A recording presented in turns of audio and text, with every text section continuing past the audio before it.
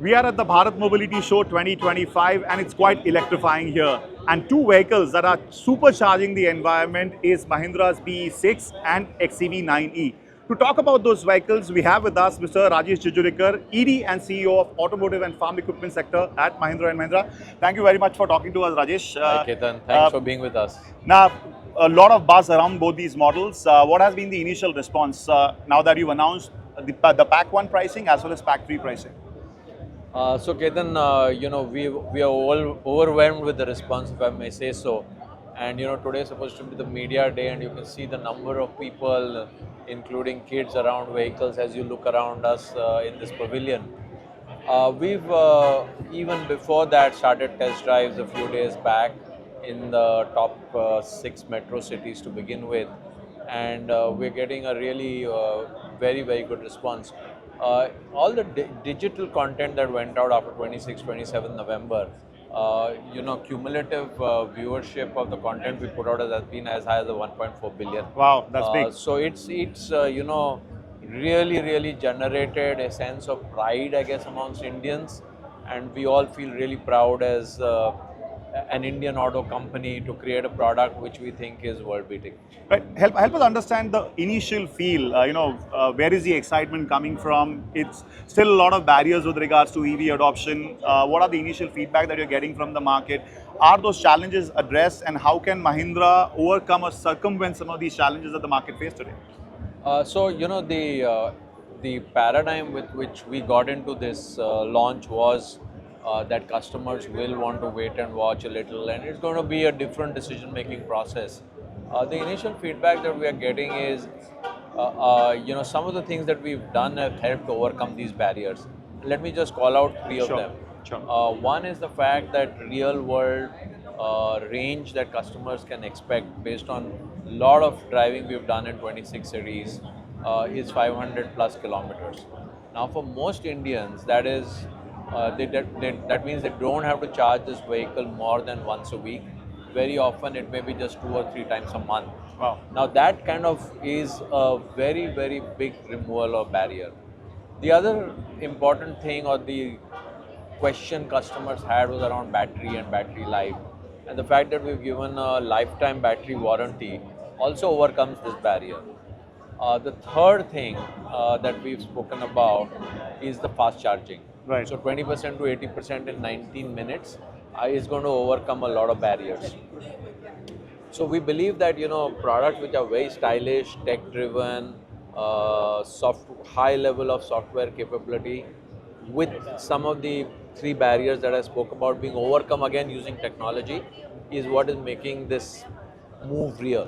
What about the infrastructure? You feel the infrastructure challenge is still there, and from Mahindra and Mahindra side, I believe you are partnering various people as well to address the infrastructure challenge. Yeah, so I really believe in the first wave, people will rely a lot on home charging or office charging. Okay. And the high range enables that to happen. While that is happening, I think the next phase of prioritization should be high traffic intercity routes. Right.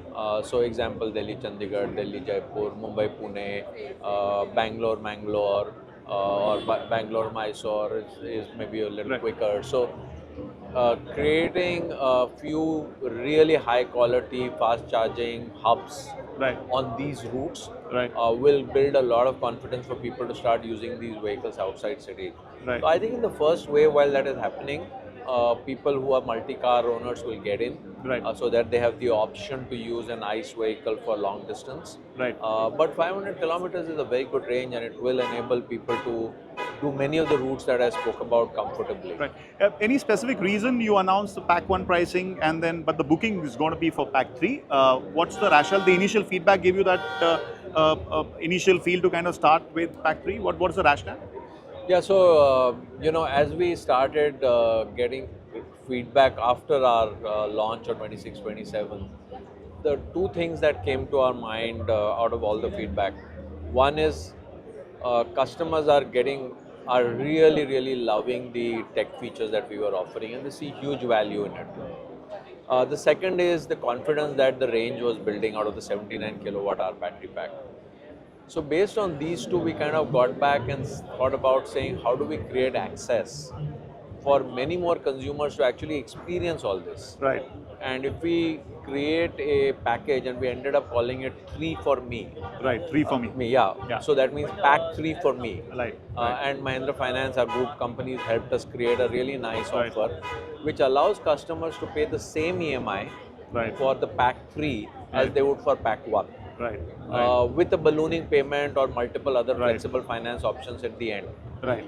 Right. So it's that idea coming out of the feedback that let's create access to top features Right. in a larger set of It also customers. raises the aspiration level around the brand. Yeah, but makes it accessible. Makes it accessible.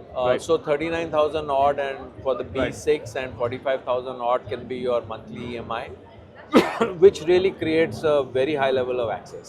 Right. What about pack 1, pack 2? When do we see that? We will announce the schedule for that by end March, and we've kind of said we will hold on to the price we announced for pack 1 whenever we introduce that. Right. Just two more things, Rajesh, before I let you go. What's the go-to-market strategy? Like you said, the reception online has been from across the country. Yeah. How many markets would you reach out to? What about the go-to-market strategy? Do smaller towns also get to see these vehicles? Yeah. So based on the feedback, again, going back to what we heard out of from multiple dealers in different towns as we revealed the products, is there is a huge traction in tier 2, tier 3 towns as well. So while we are staggering and phasing the test drives where we started from 14 Jan, we open something next week and we open something in early Feb. We're going to open bookings in almost all towns in the country starting 14th Feb. So it really becomes a pan-India launch. Right, and preparedness is there, and you expect volume. So clearly, do you think this is 2025 is like the mainstreaming of EVs to the Indian market? I think that's the start of it. And every category needs an inflection point, and hopefully 2025 will be the one where this category penetration begins to take off. Right. Fantastic, Rajesh. Thank you very much for Lovely talking to talking Autocar. to you, Ketan. Thank you. Thank Rajesh. you. Thank you.